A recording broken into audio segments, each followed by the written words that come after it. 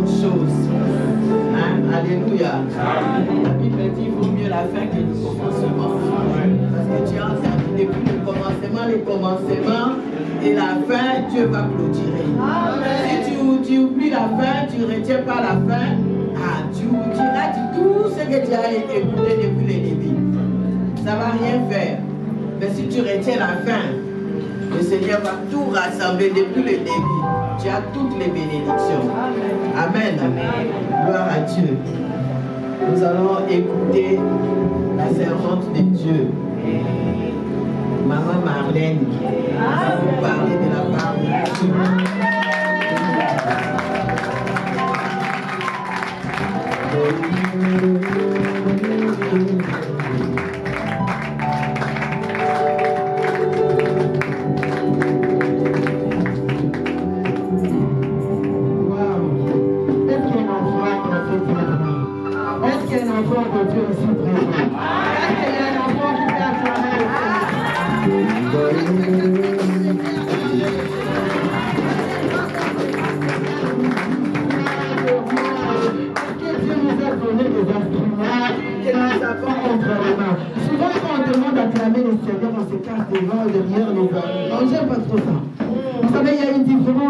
Acclamer et applaudir.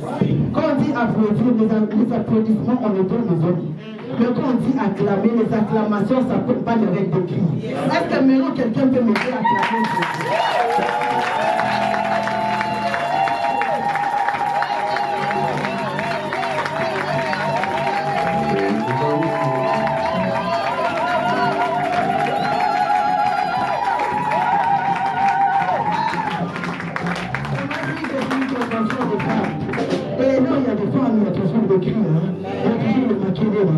Je suis une maman, quand tu viens chez moi, souvent la maison est calme, dès que j'arrive, on m'a dit, hey, toi, parce que là, il y a la femme, il y a toujours des... Est-ce qu'il y a des femmes ici présentes?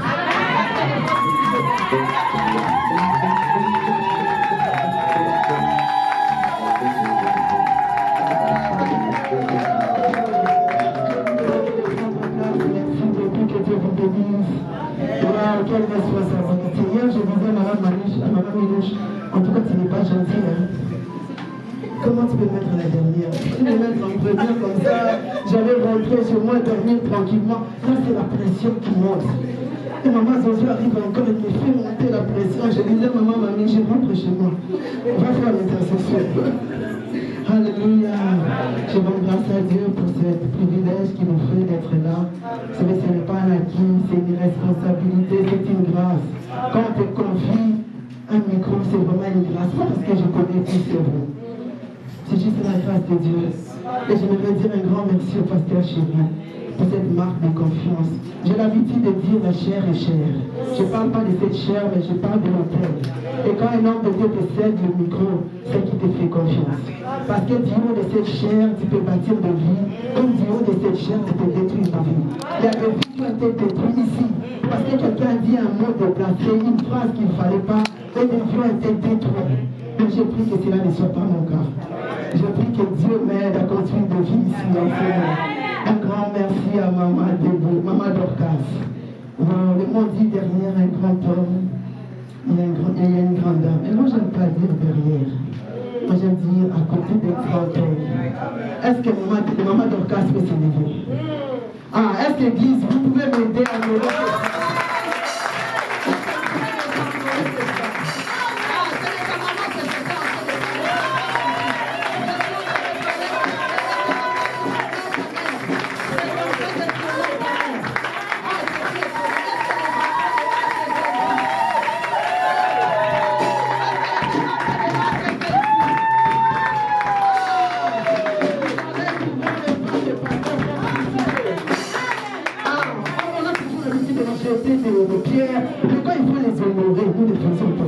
J'aimerais profiter en cet endroit pour dire maman, tu es à ta place.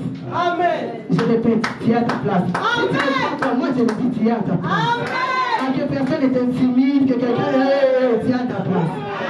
Que Dieu te bénisse abondamment. Amen. Je ne manquerai pas à dire merci à tous ces grands hommes de Dieu qui nous honorent par notre présence. Vraiment, nous sommes honorés.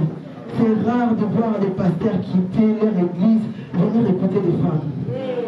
Certains disent, mais quoi de bon peut sortir d'elle? Ils sont là juste pour les blablabla. Mais voir tous ces grands hommes se disposer pour venir nous écouter, nous sommes à mourir et nous vous disons merci. Un grand merci à tous ces servants de Dieu qui nous ont précédés. Wow, hier c'était chaud. C'était tellement chaud qu'à la fin j'ai dit à maman Jésus, on commence les jeunes. Parce que je ne voyais pas par où commencer. J'ai dit maman, on commence les jeunes. Allons intercéder. Alléluia. Maman Mamie nous a tellement bombardés. Maman Patience qui a fait waouh. Et aujourd'hui encore. Et cette convention m'a permis de découvrir des femmes. Je me dis, toutes ces femmes, c'est ici à Saint-Étienne. Non, que Dieu bénisse l'organisatrice de cette convention. Souvent, on va loin chercher des personnes alors que nous avons des richesses dans cette ville. Je disais, waouh, tout ça sort d'ici à Saint-Étienne. Nous sommes bénis, Saint-Étienne. Je répète encore, nous sommes bénis. Merci beaucoup, waouh. J'ai découvert cet après-midi une femme extraordinaire. Que Dieu te bénisse énormément. Et je dis merci à toute l'église, parce que si vous n'étiez pas là, nous ne serions pas là non plus. Si on peut se tenir ici parce que vous êtes là. Est-ce que quelqu'un peut acclamer pour nous?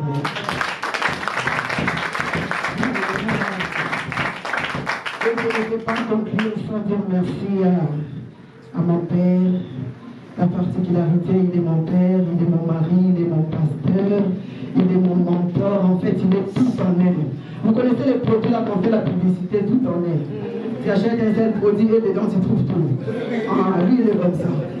En fait, des fois, c'est tellement compliqué quand tu es femme du pasteur parce que tu ne sais pas où tout le monde est. La minute, tu t'envoies le pasteur, mon bani, lui, il est tout en elle. Il devait être là, mais malheureusement, il devait accomplir une mission à l'esprit.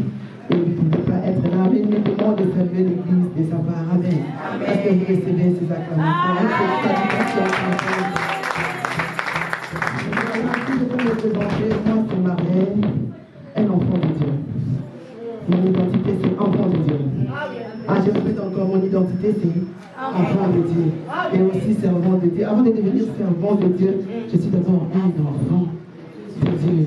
Je suis mère de 4 enfants, par la grâce de Dieu, avec mon mari, qui ça va faire 22 ans qu'on a cheminé ensemble.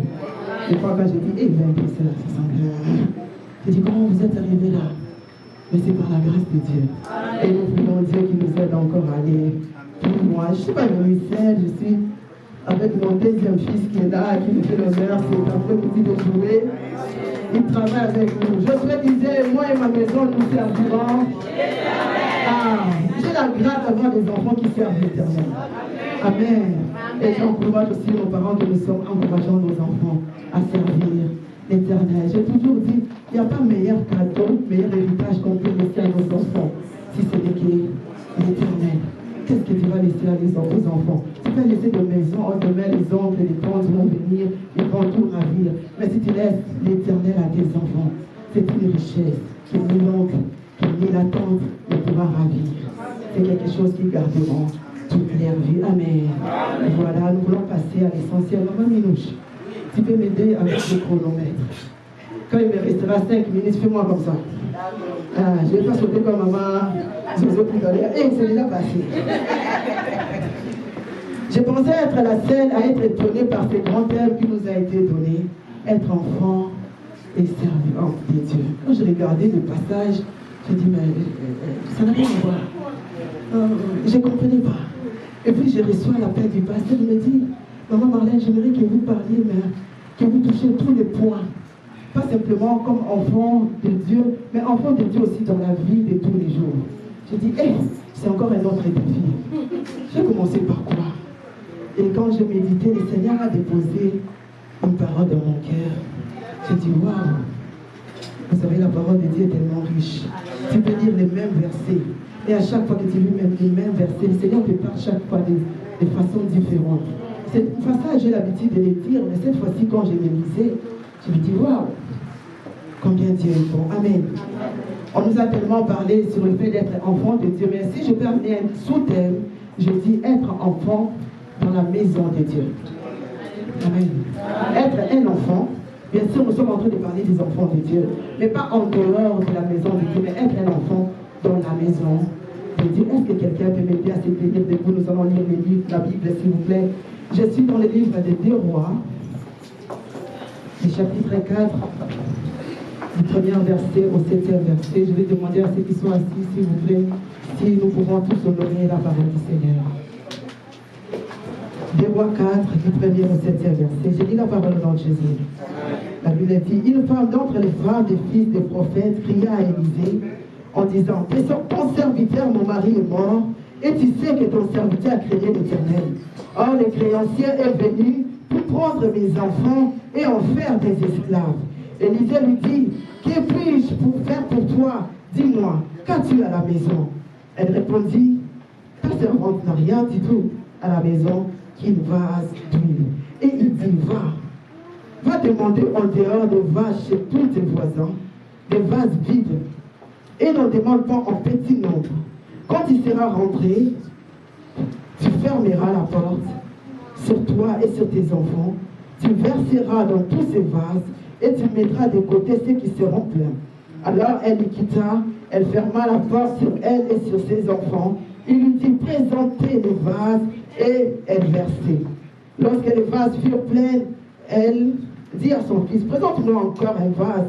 Mais il lui répondit, il n'y en a plus de vase. Et lui s'arrêta. Elle alla aller rapporter à l'homme de Dieu, et il dit, va vendre l'huile et paye ta dette, et tu vivras, toi et tes enfants, de ce qui restera. Parole du Seigneur. Et pouvoir répondre à des places. Quand je méditais ces paroles, je me disais, mais Seigneur, qu'est-ce que tu veux nous enseigner par ça? Hier, ma mamie nous a dit, si nous prions, si nous servons Dieu, parce que nous avons un but. Ce but est un jour de rencontrer le Seigneur. Ce but est que nos noms soient inscrits sur le livre de la vie. Amen. Si nous prions, c'est parce qu'un jour nous voulons aller au ciel. Je ne pense pas tel que nous sommes là, il y a quelqu'un qui a un désir d'aller en enfer. Qui est venu parce qu'il veut aller en enfer. Je ne crois pas. Si nous sommes tous là, c'est parce qu'un jour nous voulons aller au ciel. Mais alors que nous attendons le ciel, nous sommes encore sûrs. Je disais, nous sommes encore sûrs. Nous ne sommes pas encore allés. C'est notre destination. C'est notre souhait. C'est l'endroit final pour tout chacun de nous. Mais en attendant le ciel, nous avons une vie ici, sur terre. Et hier, on nous a encouragé, la servante de Dieu, les servantes de Dieu nous ont encouragés à craindre Dieu. Si tu veux aller au ciel, il faut servir Dieu, il faut craindre Dieu, il faut marcher selon les paroles du Seigneur. Amen. Mais en attendant le ciel, nous avons une vie ici. Et alors que je méditais, il y a cette parole de David qui dit, j'ai été jeune, j'ai vieilli, je n'ai jamais vu un juste abandonné, ni sa descendance mendiant son pain. Mais je regarde cette parole, il y a une femme qui vient voir le prophète Élisée. Elle lui dit, mon mari était un serviteur de Dieu, était un prophète, il craignait Dieu, il servait Dieu, il marchait selon les principes de Dieu. Mais il est mort. C'est le chemin de tout chrétien, c'est le chemin de tout temps. Quelque chose où on ne va pas échapper, au moins que le Seigneur revienne. Mon mari est mort. Cette femme était déjà dans la douleur. Cette femme était en train de pleurer parce qu'il avait perdu un être cher. Je ne sais pas si ici, présent, il y a des gens qui ont perdu des êtres chers. Moi, j'ai eu à perdre mon père. Les jours, on m'a appelé pour me dire que papa est mort, j'étais au supermarché. Maman Karine, j'ai oublié que j'étais au supermarché. Là-bas, dans la scène. J'avais l'impression comme si les jambes étaient amputées, j'arrivais pas à marcher. C'est tellement une douleur, c'est tellement quelque chose de dur. Cette femme était déjà dans la souffrance. Mais elle continuait à dire, mon mari était un serviteur de Dieu, il est mort. Mais derrière lui, il a laissé des problèmes. Derrière lui, il nous a laissé dans une situation compliquée. Derrière lui, il n'y a rien de va. Déjà, j'ai perdu mon mari, il me reste que mes enfants. Mais le problème encore, c'est quoi? Les créanciers veulent prendre mes enfants. Quand on parle de créanciers, c'est quelqu'un à qui tu dois quelque chose. Tu sais, quand tu as une dette de quelqu'un, tu es esclave de cette personne. Quand tu as une dette de quelqu'un, tu es esclave de cette personne. Et les créanciers avaient les droits sur ses enfants. Parce que cette femme et cet homme avaient quelque chose à lui donner. J'ai envie de dire à quelqu'un, même étant enfant de Dieu, Dieu a sa part, nous aussi nous avons notre part. J'ai envie de décevoir quelqu'un, de lui dire, Dieu ne fera pas pour toi ce que toi tu es censé faire pour toi-même. Dieu ne viendra pas faire ta part si toi tu ne le fais pas. Nous avons dit que nous sommes des enfants de Dieu. Il est le Père responsable. Mais papa a ses responsabilités. Mais toi aussi, enfant, en tant qu'enfant, tu as tes responsabilités. Je me suis dit, mais cet homme de Dieu, sa femme parle tellement bien de lui. Il dit, mon homme, il battait sa poitrine. Mon homme, c'était un serviteur de Dieu. Il craignait Dieu. Ça veut dire, si vous voulez savoir qui est vraiment le pasteur chéri, pour que nous sommes aussi gâtés, alors posez la question à Maman Dorcas. Maman Dorcas sait qui est pasteur chéri. Si nous le voyons, elle va dire, hé, moi je le connais. Parce que Maman Dorcas vit avec lui. Il connaît ses défauts, il connaît ses qualités. Elle est mieux placée pour nous parler des pasteurs chéris. Cette femme s'est tapée la poitrine, dit, je connais mon mari, il craignait vraiment Dieu. Un jour, on était quelque part, il y a une sœur qui me dit, Maman Marlène, vous savez, quand est-ce qu'on sait que ce que le pasteur dit est vrai ou pas? Quand le pasteur dit un mot, on regarde vos visages, vous les femmes. Quand on voit la femme faire, on disait le pasteur a aussi. J'ai dit, ah bon? Ah oui, vous êtes des miroirs. Quand on vous regarde, vous êtes là souriant, on dit que c'est la vérité. Mais quand on voit la femme faire, on dit que le pasteur a aussi. J'ai dit, ah bon? C'est vrai, maman. Tout va grave aussi, classico. Cette femme s'est tapée la poitrine, disait, mon mari c'était un serviteur de Dieu. Et il est mort. Je me suis dit, cet homme, il a servi Dieu, il a assuré son éternité. Il a marché selon les principes de Dieu. Il est sûrement auprès du Père. Il se repose dans les seins d'Abraham. Mais j'ai regardé, je disais, mais il a quelque chose qu'il n'a pas fait, cet homme. Il a assuré son éternité. Mais il n'a pas assuré sa vie ici sur terre.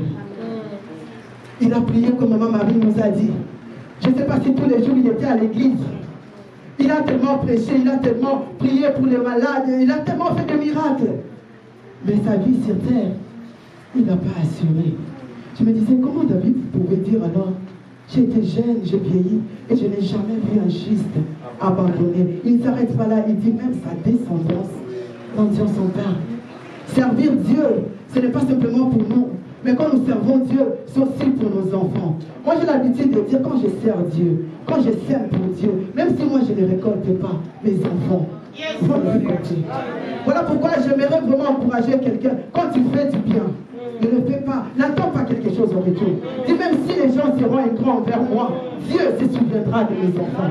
Souvent, on nous dit, ah non, pourquoi vous donnez à l'église et tout, c'est pour les... Je dis, je donne. Je donne parce que je sais que j'ai des enfants, j'ai une génération, j'ai une descendance à assurer. Les enfants, le Seigneur se souviendra d'eux. J'en ai 4, j'ai dit. Mon aîné, il a 20 ans. Et mon deuxième, il a 17.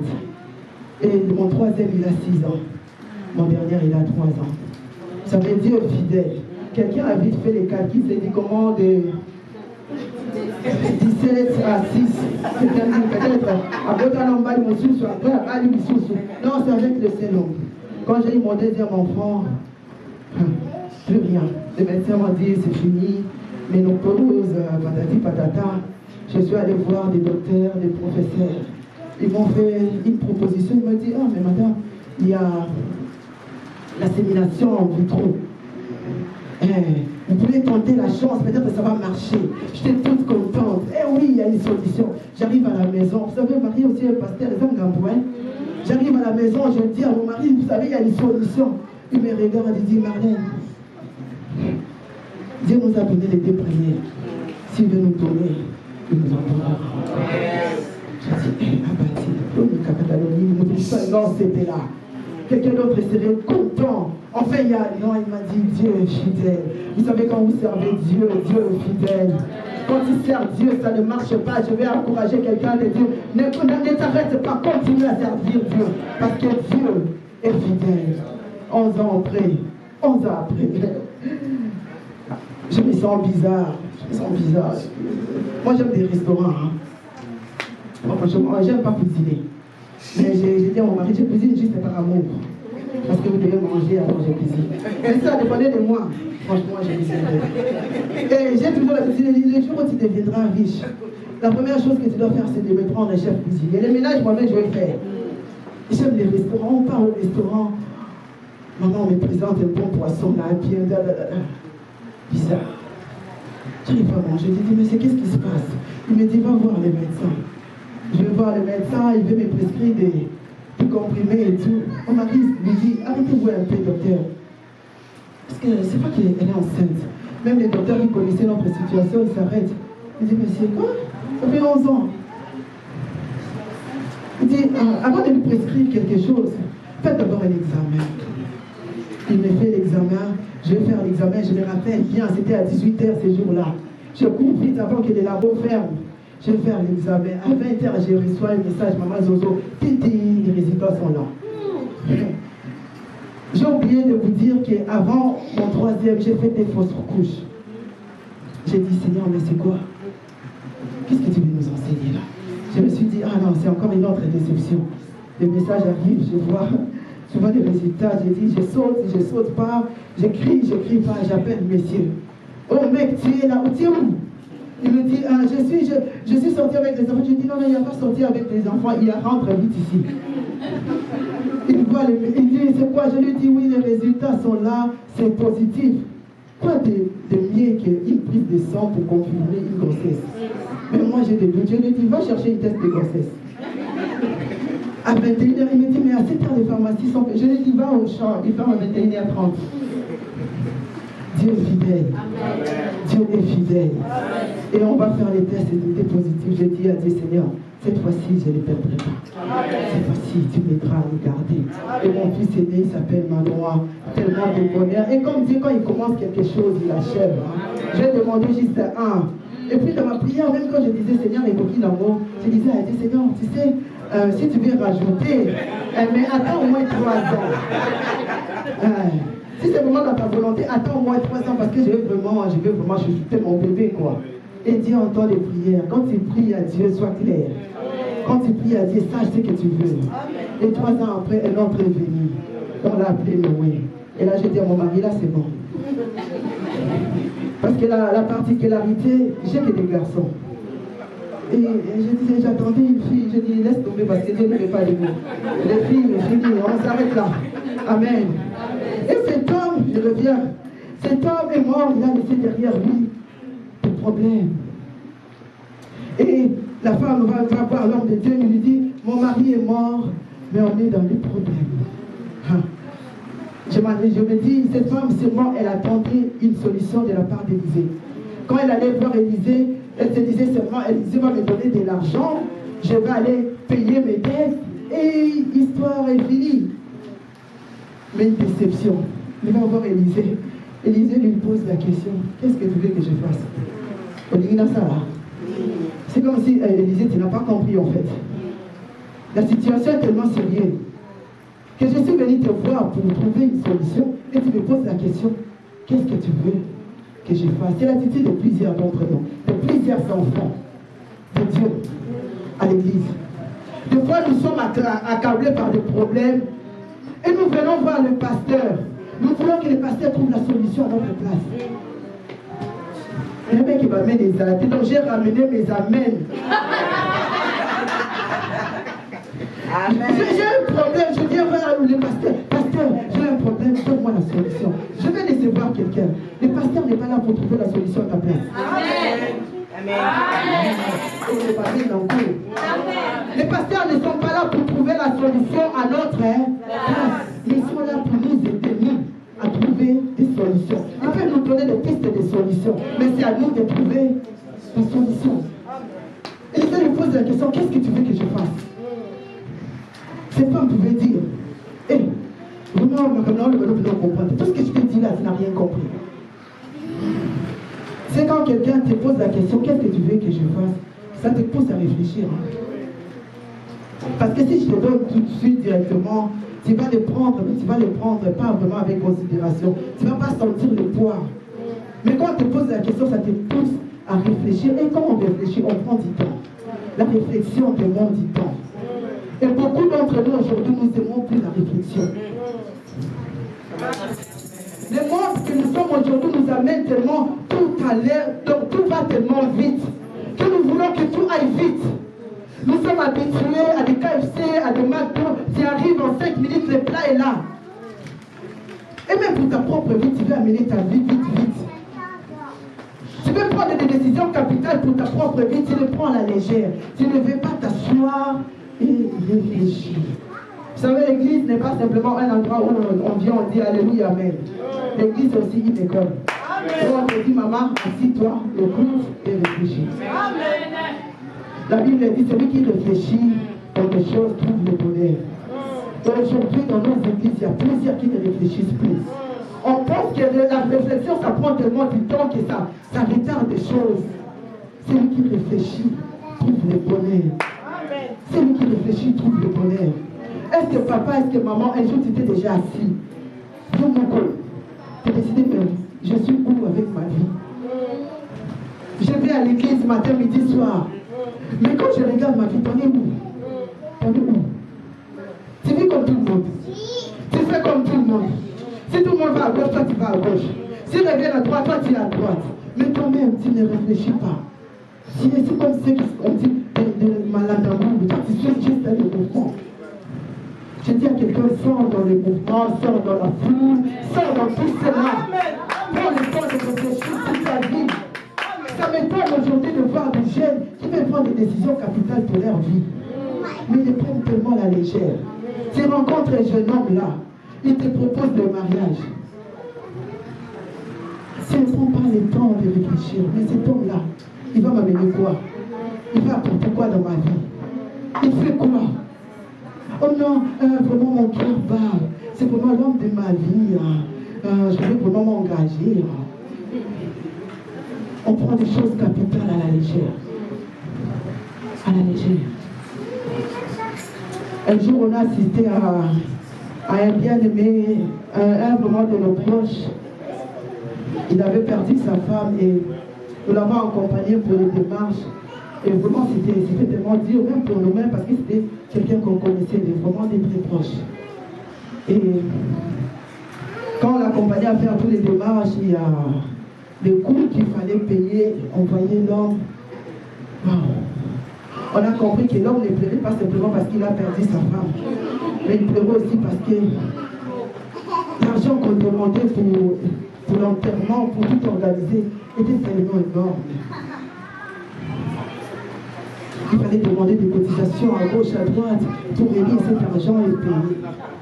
Vous savez, des fois, le Seigneur nous permet de passer à côté des gens qui passent des problèmes, non pas simplement pour nous assister, mais aussi pour que nous tirons des leçons.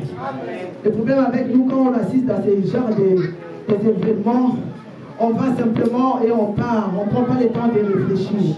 Ces jours-là, on est rentrés, mon mari et moi, on s'est assis, mon mari va me poser la question, Marlène, si aujourd'hui je ne sais pas là, si aujourd'hui le Seigneur permettait que je parte, comment tu vas faire? Et nous sommes dans le Togo. Avec ce que j'ai vu là, comment je vais faire? Vous savez, il y a ces choses qu'on parle à l'église, certains pensent, ah non, ils amènent l'esprit de mort. Non, ce sont des réalités. Et mon mari dit, non, je ne vais pas si aujourd'hui je pars que tu galères pour m'enterrer. On va aller prendre une assurance. Ah, c'est aussi réfléchir. Donc, à ces années, alléluia, mais tu seras béni. Moi, j'ai conclu avec la réflexion. Il me dit, Marie, je vais quand même vous assurer après. Je veux que tu n'ailles pas. Déjà, ça sera dur pour toi à pleurer et voir des enfants. Mais s'il faut aussi que tu te casses la tête pour m'enterrer, ça sera une double peine. Maman, papa, est-ce que tu réfléchis? Nous voulons bien assurer notre avenir, notre éternité, mais ici-bas sur terre. Pose-toi la question, si aujourd'hui tu n'es pas là, qu'est-ce que tu laisses à tes enfants? Qu'est-ce que tu laisses à ta femme? Qu'est-ce que tu laisses à ton homme? Ce n'est pas simplement les hommes qui doivent assurer leur femme. Hein. C'est même les femmes qui peuvent assurer leur mari. Moi, je vous ai dit, j'ai que des garçons. Moi, mes enfants, je les ai dit comme des filles. Je leur dis, vouloir ou pas, je n'ai pas de filles. Donc mes enfants savent tout faire. Maman, donc quand tu fais les... Qu'est-ce qu'il a laissé derrière? Peut-être. Vraiment, tu es là, 20 ans les robes, 30 ans les robes. Et puis tu meurs, tu laisses 50 000 à tes enfants payer. Pas un héritage de 50 000, mais une dette de 50 000. Mais quand on te voyait, ah, c'est toi maman s'appelle, c'est toi maman gata, c'est toi maman pesa, mais tu meurs, tu laisses des dettes à tes enfants. Aujourd'hui, je suis étonnée de voir toutes ces jeunes filles, tous ces jeunes gens qui veulent se marier, puis tu regardes des budgets de 50 000 euros. Je dis, ils sont conscients d'Agouyaya. Toi, tu veux juste pour qu'on vienne voir, on vienne montrer les fois, mais elle est du Kayabou. Tu dépenses 50 000 euros pour un jour. Mais quand tu regardes, tu habites HLM. Dis-moi, si tu as 50 000, tu vas devant un banquier. Tu dis, j'ai 50 000, je veux un prêt pour acheter une maison. Quel est ce banquier qui va te refuser? Il faut que tu aies déjà 50 000. Mais toi, tu prends 50 000 pour faire quoi? Une fête. Où on va venir manger quoi? Le corps là, et la vie. Et après un jour, même après un jour, on va réfléchir, ils seront déliés. Si encore, 6 mois après, on entend ils sont divorcés. Quelle bêtise! Pourquoi? Parce qu'on est réfléchi. On vit tellement dans un monde de matalana, je veux que les gens me voient, je veux que les gens parlent de moi. On va venir, on va danser, on va parler de toi, mais après. Et après, est-ce que tu peux regarder ton voisin? Tu dis et après. Il n'a pas compris. Regarde l'autre. Tu dis et après. Je dis, c'est quand tu veux pour un mariage? Pour un jour. Et je me demandais, mais un bon moment pour qu'il a bien au sol à la tombe, alors qu'il s'inquiète en tant qu'il est libre. Parce que l'argent que tu as peiné à avoir, tu ne vas pas les jeter comme ça à la fenêtre. Moi, mon mariage, il faut 300 personnes. Je vais dans un villa, tu sais, il faut que ça dure 3 jours. Pour manger quoi? Kwanga et lit. Et après, est-ce que je suis en train de parler avec vous? Et l'homme de Dieu va dire encore à cette femme, qu'est-ce que tu as? Il a amené à réfléchir et puis il lui pose la question. Il disait franchement, hey, c'était compliqué, hein? Qu'est-ce que tu as? Mais il disait, je suis venu te voir parce que je n'ai rien. Si j'avais quelque chose, je ne serais pas venu. J'allais résoudre mon problème, n'est-ce pas? Je suis venu te voir parce que je n'ai rien. Et alors que j'ai pensé la Bible, je me suis souvenu de ces versets où la Bible dit, à celui qui n'a rien, on l'ôtera même ce qu'il a. Ces versets m'ont toujours bouleversé. Tu n'as rien. Mais le Seigneur dit, on ôtera même ce que tu n'as pas. Ce qui en vrai, ce n'est pas que tu n'as rien, tu as quelque chose. J'aimerais dire à quelqu'un, tu as quelque chose. Dieu ne t'a pas envoyé ici terre vide. Tu as quelque chose. Tu as un don, tu as un talent, tu as quelque chose à toi de particulier. La Bible nous parle de cet homme qui allait en voyage et avant de partir, il va appeler ses serviteurs. N'est-ce pas que nous sommes en train de parler des enfants, des serviteurs et des servantes? Alléluia. Il va appeler ses serviteurs, il va donner à chacun un don, à chacun un talent. La Bible dit, à un, il a donné un don, à l'autre 3, à l'autre 4. L'important n'est pas combien de dons et de talents que tu as. L'important est que tu aies quelque chose. Cette femme va répondre à Élisée, il a dit, ta servante n'a rien du tout. Et après, elle va quand même se souvenir, la bosse à la guide. J'ai quand même un peu d'huile. Et c'est que tu n'avais rien, tu n'avais pas rien, tu avais quelque chose. J'ai quand même quelque chose. Et hier, les servants de Dieu, on nous a parlé tellement de ça. Souvent, nous négligeons ce que nous avons parce que nous sommes concentrés à regarder ce que les autres ont. J'ai quelque chose, mais tellement, j'en ai qu'un. Je ne regarde pas les 1 que Dieu m'a donné. Je regarde que les 3 que le Seigneur a donné à Maman Zozo. Et je fais quoi? Je néglige ce que j'ai. Je pose la question à quelqu'un, pourquoi tu négliges ce que tu as? Nous ne sommes pas tous pareils. Chacun a une qualité.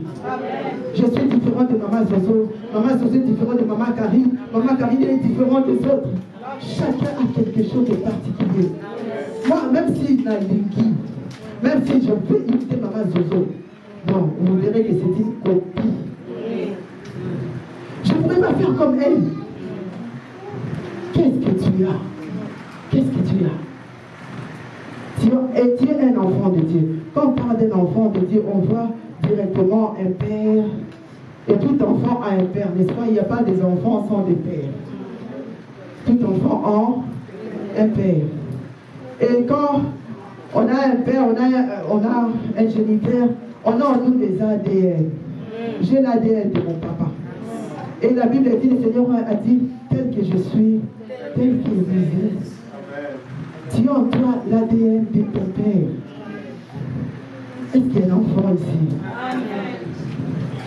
J'ai l'ADN de mon père. Et quand je vois mon père, la Bible dit c'est le créateur du ciel et de la terre. Quand je vois tout ce que mon père a créé, tout est tellement merveilleux, tout est tellement beau, tout est tellement en harmonie. Que moi, son enfant, je ne peux pas être comme l'enfant du voisin.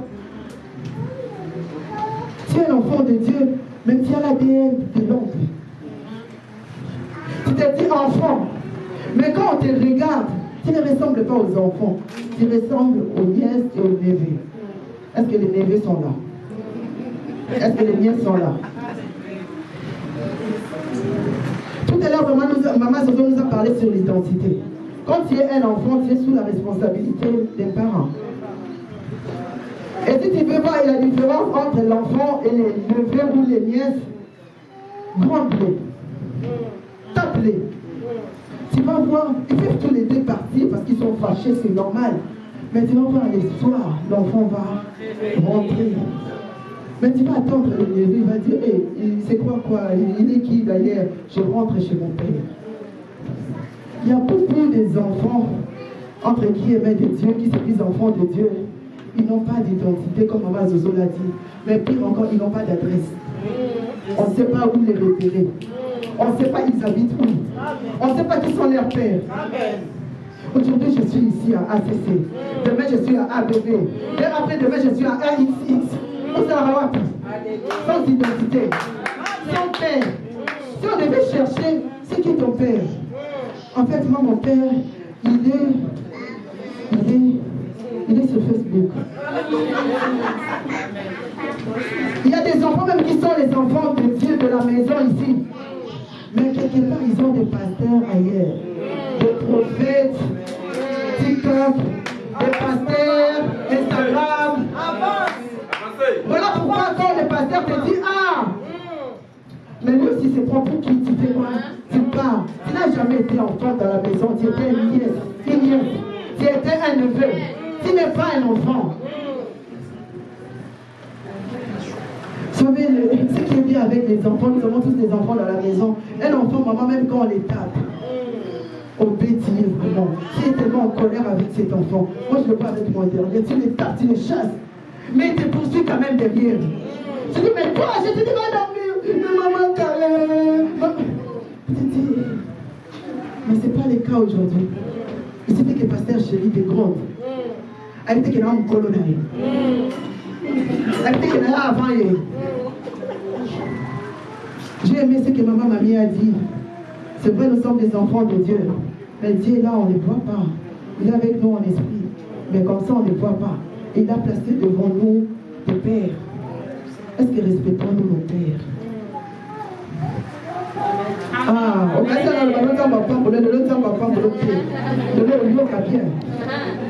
est-ce que tu respectes ton père? Vous savez, l'onction que tu n'honores pas ne te bénira pas. Amen. Je répète, l'onction que tu ne sais pas honorer ne te bénira pas. Tu peux venir ici, le pasteur dit que Dieu te bénisse ici, amen. Mais quand tu sors ici, comment tu parles de ton pasteur? Amen. Quand tu sors d'ici, comment tu parles de lui? Mon daddy. Mon daddy. Même les daddy là, je ne sais pas ça sort d'où. On est en France, on appelle les daddy. Comment tu parles de ton daddy?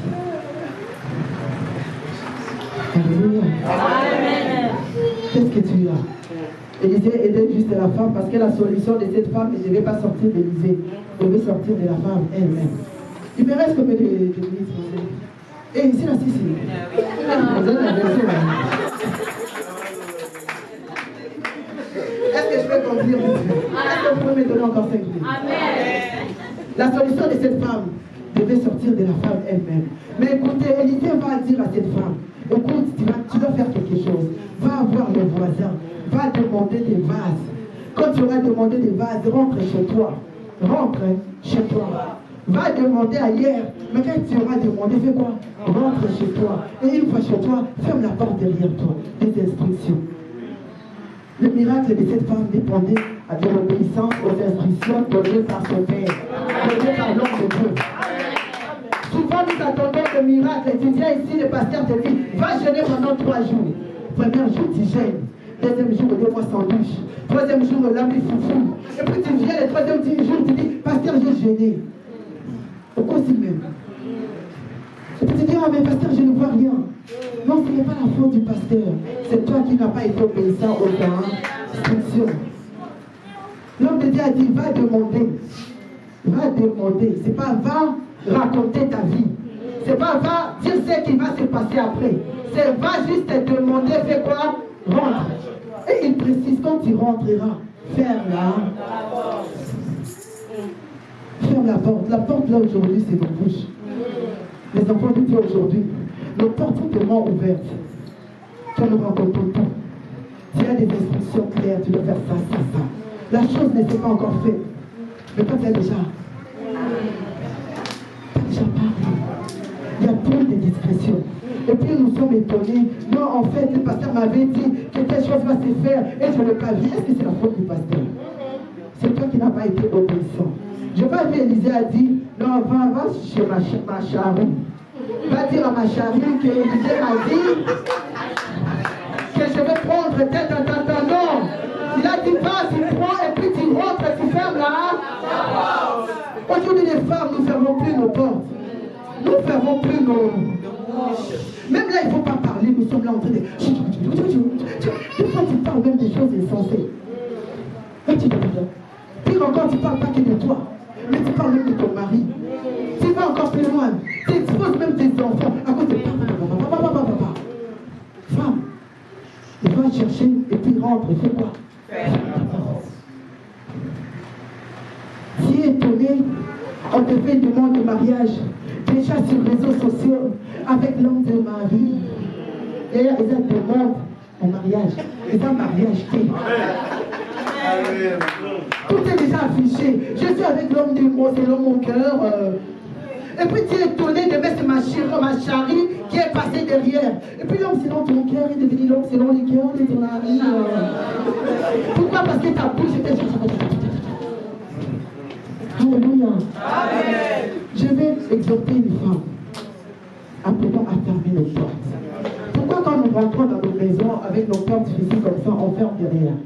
Pourquoi? Parce que nous ne voulons pas que les gens voient ce qui se passe dedans. Parce que je ne veux pas que la personne qui est dehors voit ce qui se passe dans ma maison. Tu fermes la porte de la maison, mais tu ne fermes pas la bouche. La vie et la mort sont au pouvoir de la... Toi quand même tu vas raconter, et les sorciers sont là. Il n'est pas omniprésent. Mais quand même tu es parti lui donner matière. Matière. J'ai dit matière. Et si demain ça ne marche pas, à qui la faute? Non, je pense que vraiment je vais m'arrêter. Maman Zozo. Makati, hein? Je vais dire à écoutez les instructions que les hommes de Dieu te disent. Des fois, ce ne seront pas faciles. Des fois, ils nous diront des choses, non pas, ça va être des mots durs. Mais puisque c'est les hommes que Dieu a placés devant nous, obéis. Arrête de douter. Arrête de dénigrer ton pasteur. Toi, tu veux tout simplement le pasteur là qui a une méga church. Tu penses que le pasteur là aura le temps pour toi, alors que l'homme que Dieu a placé devant toi, tu les négliges. Je conclue par dire à quelqu'un, l'onction que tu ne donnes pas ne te bénira pas. Que Dieu vous bénisse. Nous allons prier.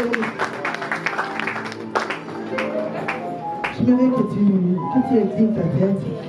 Je ne suis pas venu pour te dire alléluia, mais saute, bouge. Mais je suis venu pour te dire assis-toi et réfléchis. Prends le temps de réfléchir. J'aimerais que tu regardes un peu ta vie. Pose-toi la question, où est-ce que j'en suis? Ça fait 10 ans, ça fait 15 ans que je suis enfant de Dieu. Ça fait 20 ans que je suis en Europe. Mais quand tu regardes ta vie, où est-ce que tu en es? Peut-être que tu étais habitué à suivre à gauche, à droite, tu étais dans la foule, tu suivais le mouvement. Mais j'aimerais que tu dises à Dieu, Seigneur, s'il te plaît, aide-moi à être l'enfant dans la maison. Cet enfant qui va écouter son père. Cet enfant qui va obéir aux instructions du Père. Est-ce que quelqu'un peut lever sa voix et prier dans ce sens au nom de Jésus?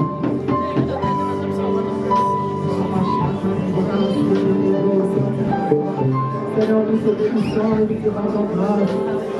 Merci pour ta parole de ce soir. La paix de Dieu a l'air de très incroyable ta parole et ta parole. Merci parce que tu nous as parlé. Oh, durant ces 2 jours, combien nous avons été bénis par toi, Dieu. Et notre prière, est-ce que tout ce que nous avons écouté en ce lieu, Seigneur, ne va plus produire de fruits dans nos vies. Nous voulons, Seigneur, être des enfants, des vrais enfants de Dieu, des vrais servants de Dieu, des vrais serviteurs de Dieu. Ceux qui vont honorer leur Père. C'est notre prière, c'est notre désir, au nom de Jésus.